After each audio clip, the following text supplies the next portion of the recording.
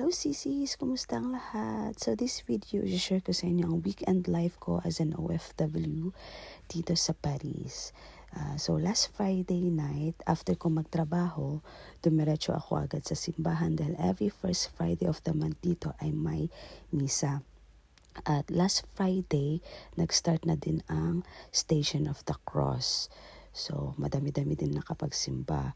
So, ito yung Station of the Cross namin dito as an OFW. So, after ko magsimba, ay umuwi ako agad.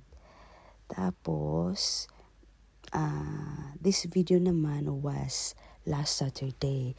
So, may time, nakapag-time akong magligpit kasi chinek ko yung weather, parang painit na, parang tapos na ang winter. Kaya nilabas ko na yung spring na mga jacket at saka pinasok ko na sa maleta yung pang winter.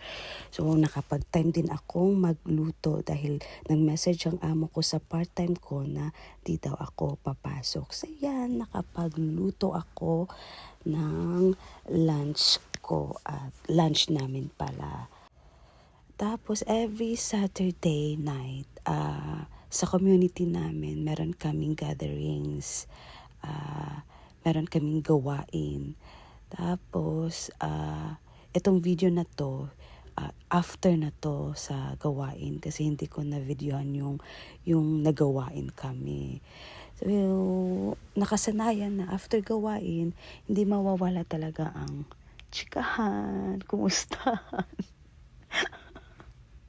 Tapos, yan, kapihan, sayawan, kantahan, mga ganon. So, no, di ba, nakita niyong nasa likod, yan, in love kasi siya, kaya hayaan na natin siya. Tapos, TikTok, yan, ito ang mga tinuturing ko ditong mga kapatid, mga sisters in Christ ko. So yan, nagkasiyahan lang, tapos di mawawala ang groupie na expectation versus reality behind the pictures. So after nyan, kami ay umuwi na din para ay kami ay magpahinga na. Tapos itong video na to was last Sunday, kahapon pala. So kahapon ng umaga, may trabaho ako ng 2 hours. So after ko magtrabaho ay dumiretso ako agad sa supermarket para mamili ng konsumo namin for the whole week. So dito ay ang binili ko lang is yung mga karne-karne na ulamin namin for the whole week. At dito naman yung mga bilihin, medyo may kamahalan pero kaming mga OFW wala kaming choice. Ito ang realidad dito. So, yan, rice is life, hindi mawawala ang rice. So, pagbalik ko ng bahay ay nagluto ako agad ng ulamin namin. So, yan, nagluto ako kahapon ng isda. Tapos may natira kaming tortang talong at may naisyaron akong dinuguan last Sabado. Kaya ininit ko lang at yan ang inulam namin kahapon ni Langging Salan. Tapos ay kumain na kami. Tapos chika-chikahan konti, kumustahan. Tapos maritesing konti. Dahil after nyan ay si Langging ay papasok.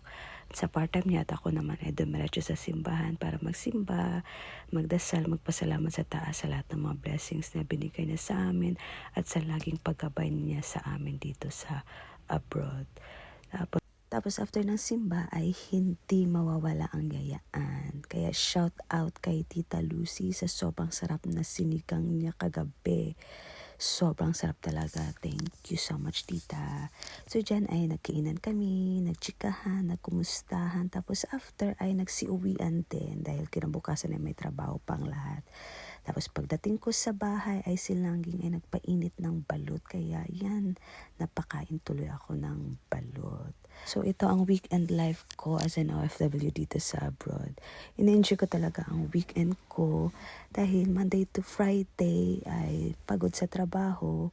Humihirit din ako ng mga part-time sa weekend pero di ko talaga kakalimutan na bigyan ng time ng sarili ko na mag-enjoy. Thank you for watching everyone. God bless and ingat lahat. Bye!